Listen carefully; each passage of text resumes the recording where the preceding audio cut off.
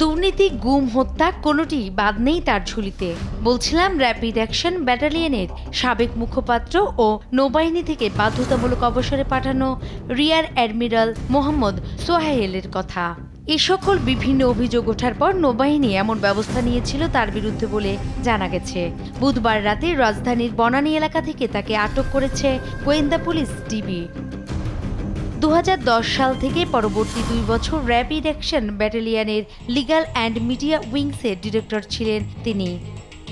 ওই সময় তার বিরুদ্ধে গুম ও হত্যাসহ নানা অপরাধমূলক কাজে জড়িত থাকার অভিযোগ ওঠে। সে সময় জঙ্গি দমনের নামে সারা দেশে যেসব হত্যাকাণ্ড সংঘটিত হয় তাতে জড়িত থাকার অভিযোগ রয়েছে তার বিরুদ্ধে। মোহাম্মদ সোহাইল ছিলেন গ্রেপ্তার হওয়া সাবেক সেনা কর্মকর্তা জিয়াউল আহসানের অন্যতম সহযোগী বলেও জানা যায়।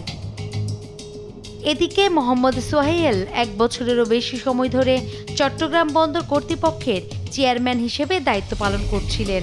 গত বছরের 12 এপ্রিল চট্টগ্রাম বন্দরের চেয়ারম্যান হিসেবে নিয়োগ পাওয়ার আগে তিনি 2022 সালের 27 ফেব্রুয়ারি থেকে পায়রা বন্দর কর্তৃপক্ষের চেয়ারম্যান ছিলেন।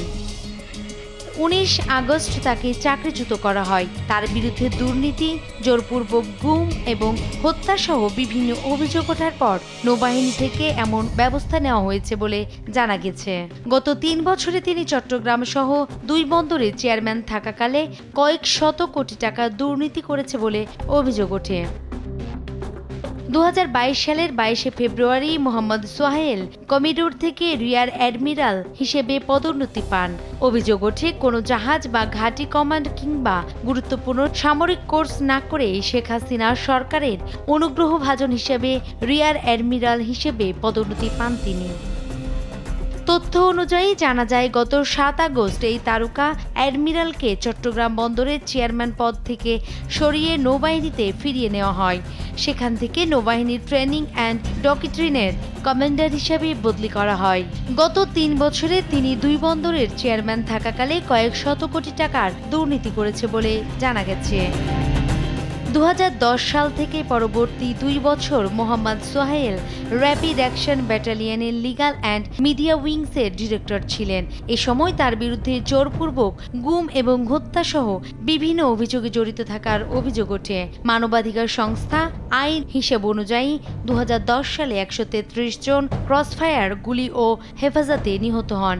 একই বছর 44 জন আইন শৃঙ্খলা রক্ষাকারী বাহিনীর দ্বারা অপহরণের শিকার হন। এদের মধ্যে পরে 6 জনের লাশ মেলে 7 জনকে থানায় হস্তান্তর করা হয়। অন্যান্যরা এখনও নিখোঁজ।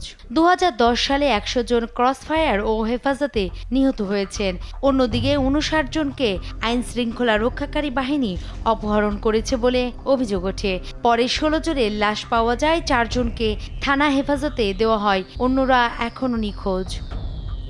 তবে গোয়েন্দা পুলিশের সূত্র বিষয়টি গণমাধ্যমকে নিশ্চিত করে জানায় বুধবার রাতে রাজধানীর বনানী এলাকা থেকে তাকে আটক করেছে গোয়েন্দা পুলিশ। আটকের পর তাকে ডিবি হেফাজতে রাখা হয়েছে। তবে কোন মামলায় গ্রেফতার দেখানো হবে বিষয়টি এখনও বলা যাচ্ছে না। নূপুর মাহমুদ, নিউজ ডেস্ক।